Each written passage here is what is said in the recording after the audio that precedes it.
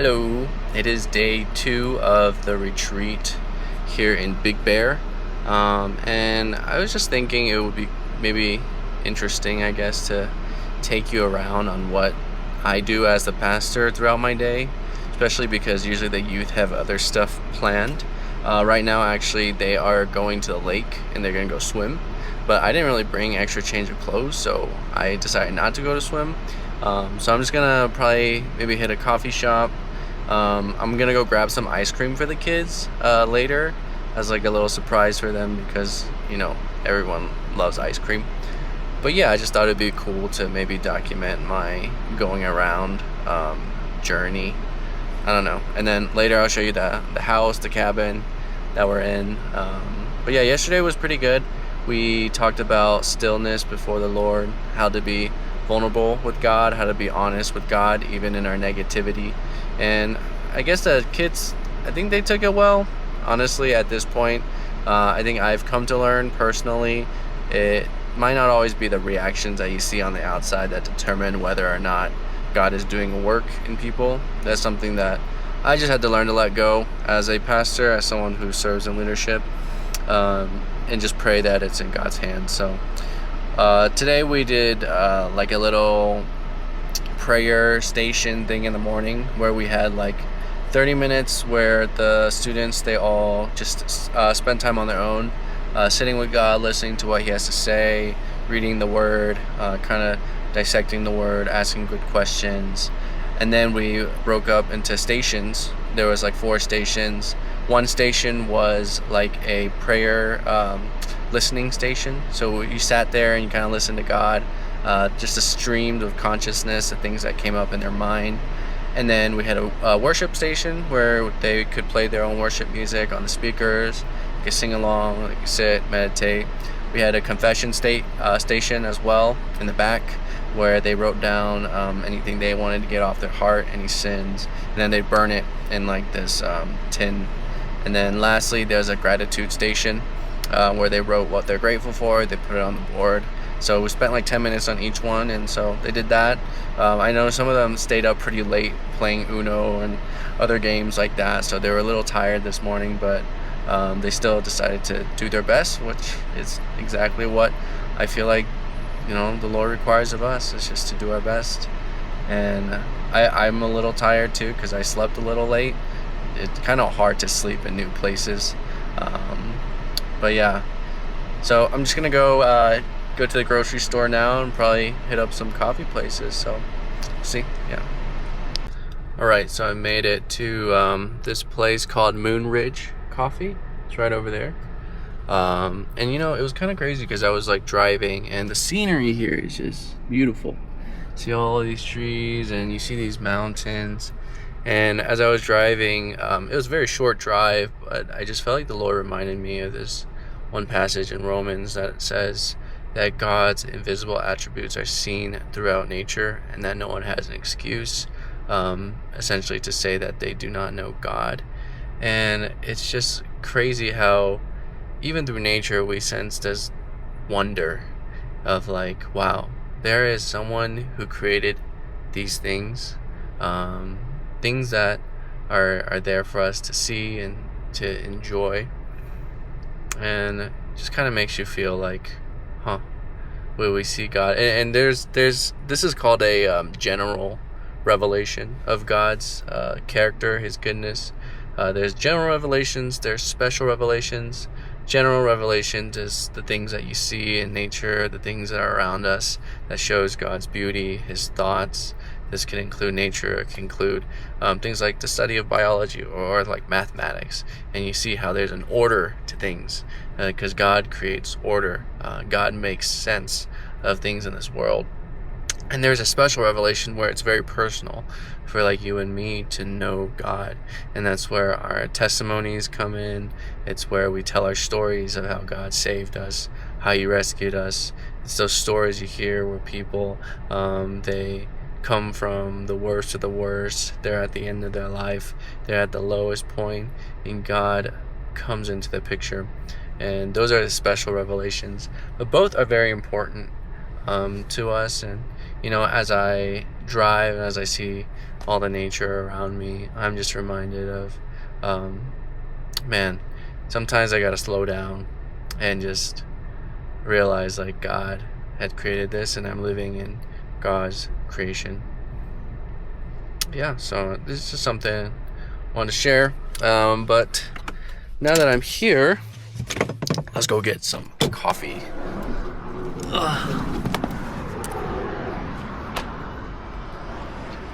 It's a good thing the weather's nice here, but one thing about Big Bear is a lot of their houses don't have AC because it's usually like freezing cold.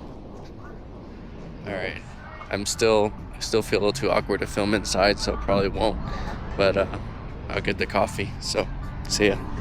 Alright, it's pretty nice. This is like the upstairs, and then there's bigger space downstairs. That's where everyone is. Again, there's not much AC in here. It's a nice little cabin vibe. Coffee reviews coming up. Alright, just got my coffee. It's called the August Cold Brew.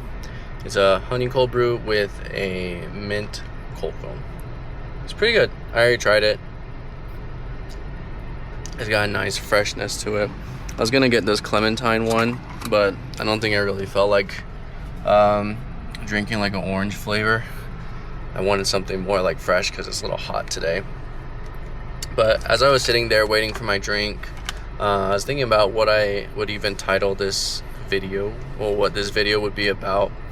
And you know, I think as I was thinking back about all the youth retreats that I've been to, especially when I was in a youth, I would always wonder what the pastors were doing.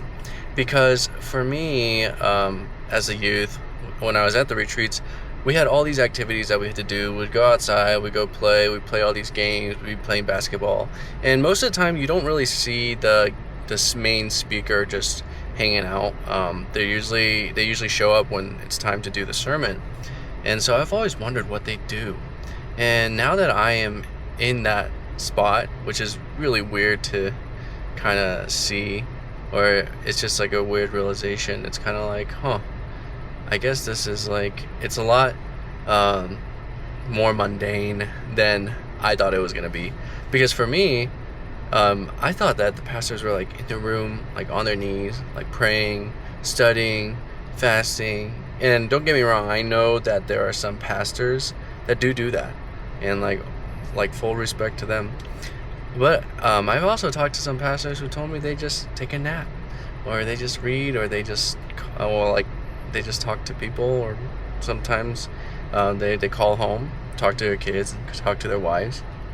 And now that I'm here, I was thinking maybe to show what it looks like in the pastor's point of view when everyone's out playing. What does the pastor do during a retreat? And for me, today so far, what I've done is after we ate breakfast, we had like an hour before we had to do our morning service. And I was so tired, so I just went back to bed.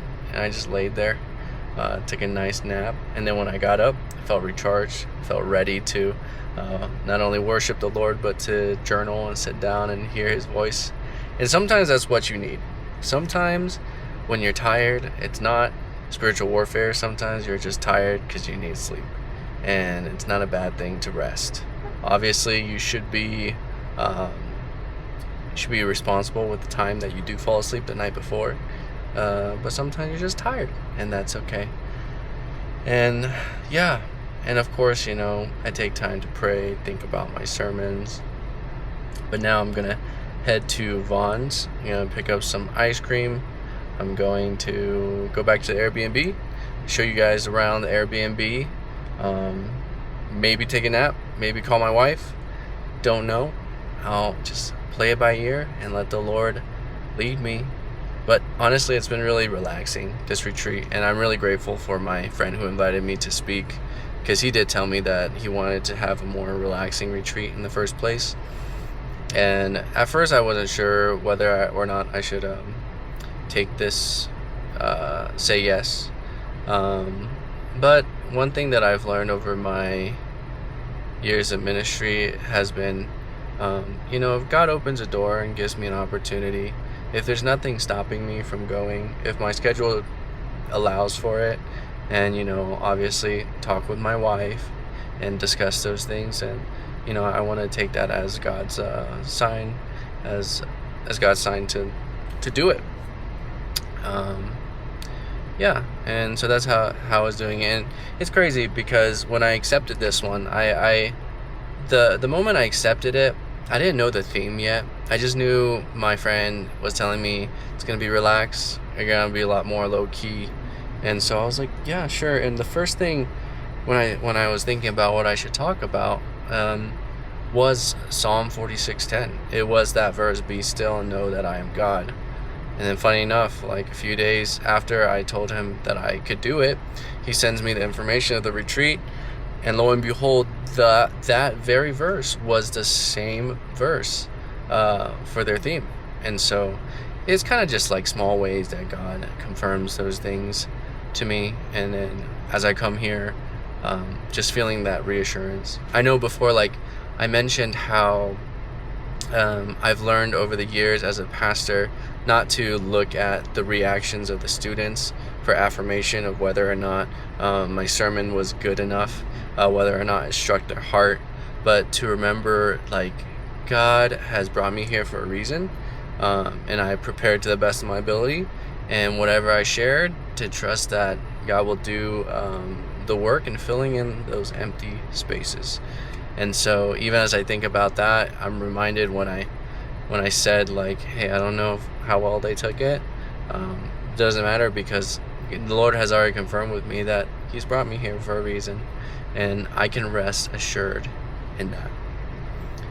And I think that's an encouragement for everyone, is that even when times get tough in your situation, did God put you there?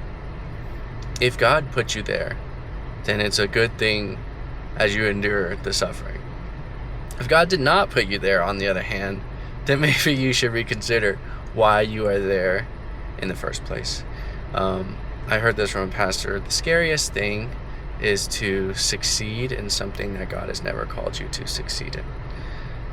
And I think that's something that I've carried close to my heart over the years, as I wrestle with my own pride as a pastor, my own pride as just a human being wanting to be noticed, wanting a name for myself, wanting to build, my own, I guess, empire.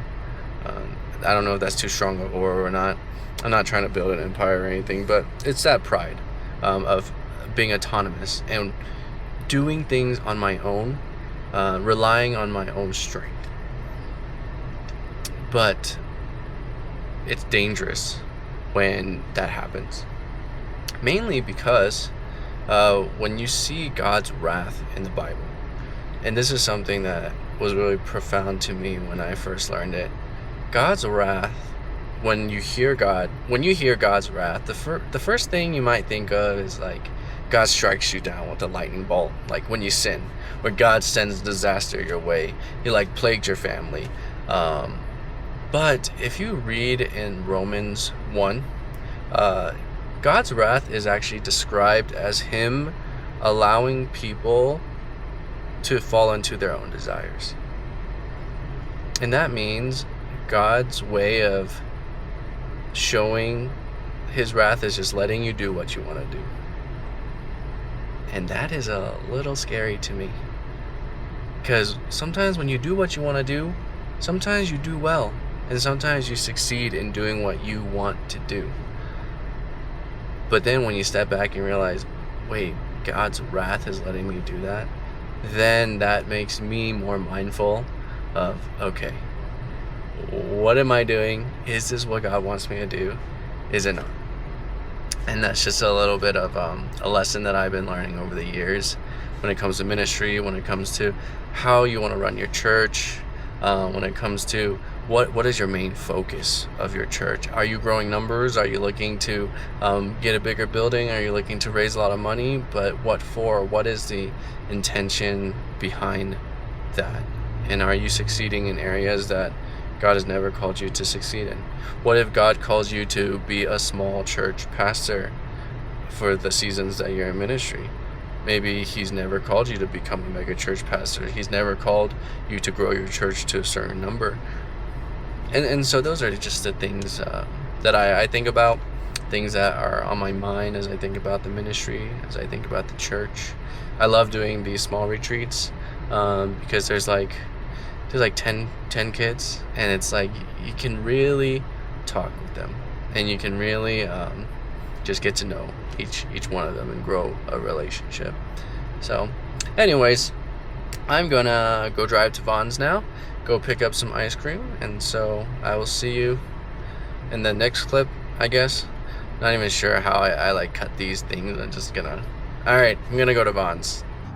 Actually, before I go to Vons, there's this donut shop that's actually right next to the coffee shop. It's called Dank Donuts, and there's a lot of good reviews there. So I wanted to go and just buy also a dozen of donuts for the kiddos. They can either eat it late night, which I don't know if that's good for them or not. But honestly, on these retreats, you're eating like ramen, you're eating like chips, like well into the AMs. Yeah, and you know the way to the heart of a youth kid is through their stomach. That's what I learned. Feed them well, and they'll listen to you. They'll love you. They might get a little sleepy, but that's okay. And you know, it's just something that I like to do to kind of put a little bit of your own skin in the game and show them that you do care for them, that you're thoughtful, you're mindful of them, and you're mindful of the leaders who are serving too. It's how you just naturally grow relationship and trust. So I'm gonna go get these donuts and see how they are. I just got the ice cream, got sandwiches, I got some popsicles, heading home now. Well, not home, but to the Airbnb.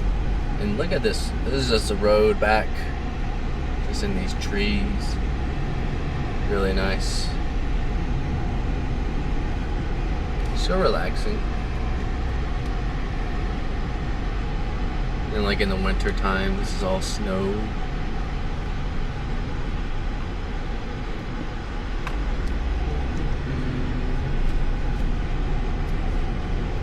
And then our Airbnb is right at the very top to the left.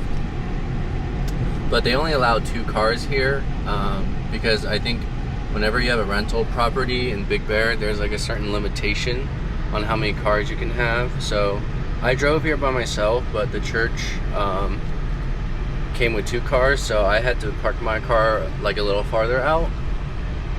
And then my friend had to just pick me up.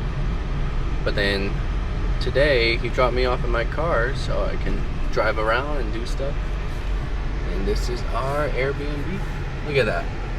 Just put the ice creams in the fridge or the freezer, so good to go for a house tour. First of all, this is the outside. That's where I parked. You have to come up these stairs. It's a nice like wood area. I'll go to the front door. It's the front door. Look at that. This is our main room where we do our worship in, right here. This is our dining room. It's where we eat all of our food. That's the gratitude board right here. Put our gratitude board. Things we're thankful to God for.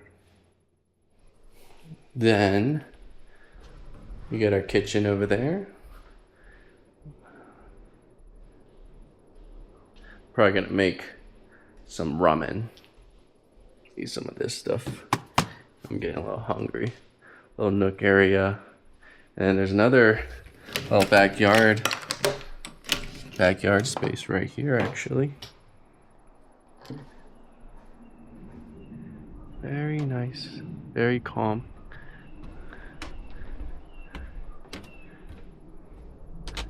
Some snow shovels right there. And another space out there.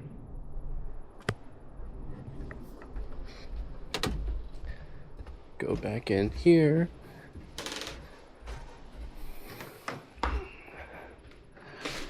we had all the kids' phones, because we had challenged them to not use their phones during the whole retreat. All right. They have these cool, like, these are like textured paintings with wood. Right here too. All right. There's a little washer room right there. There's the girls' room.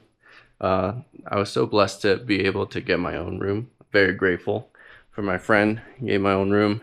It's nice because then I can call my wife and talk to her without having to bother other people. My little view right here. Get a little closet. I didn't really bring much stuff because I had just one day here. And then we have a bathroom. There we go. Honestly, it's tough because there's like a bunch of people here and we only have 2 bathrooms. That's one of them. There's a downstairs. I think it's off limits, so we're not supposed to go there. This is another room. Got a little sofa couch. And this is a huge, like, master bedroom. Like, look at this. Look how big it is. And look at this walk-in closet. This walk-in closet is so big. It's like a room. Look at this. It's like a room in here. Anyways, and then this is interesting. This is their this is like a bathroom, but the floor is still carpet here. It's a nice like walk-in shower. They got a nice bathtub. Interesting view right here. Yeah, and then it connects straight to the outside over there. Yeah, most of the guys are sleeping in that room. Yeah, so I'm probably going to make some ramen now. Trying to make some ramen. Last night, I think everyone ate ramen and then they ate cheesecake, which was a really interesting combination. And all the boys were just telling me how much they were farting and stuff. I was just like, oh gosh, I'm so glad I slept in my own room. First, I gotta figure out how I'm gonna boil water. I might have to just boil it on the... What's this? For a little hot. Might just have to boil it in this pan.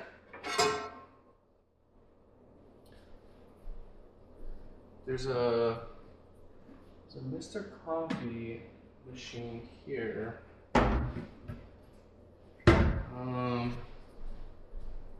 Oh, you know what? I might just microwave it.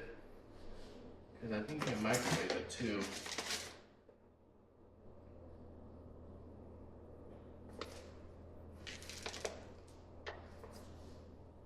Completely remove lid, add soup base. Yeah, microwave for 3 minutes. Yeah, that's gonna be a lot faster anyways. Yeah, so this is what we do. Pastors, just kind of chill, I guess. If you're a pastor and this is also your experience, please let me know. If it's not your experience, also let me know what your experience actually is.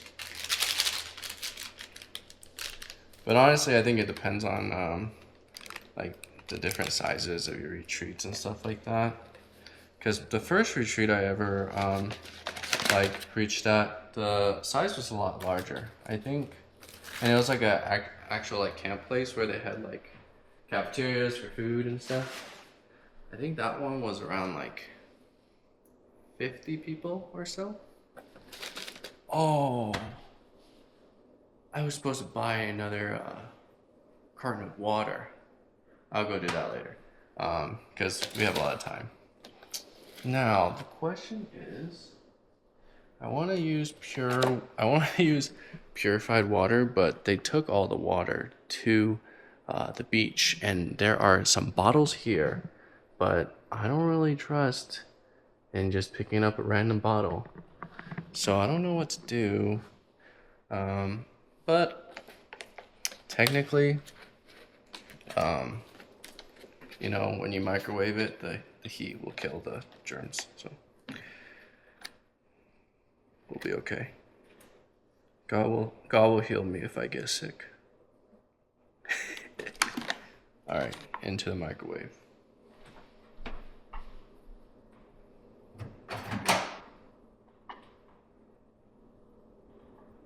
All right, 3 minutes in the microwave. Just got the ramen out of the microwave. Oh yeah. Beautiful. Need some chopsticks. We're gonna mix it up. Chopsticks.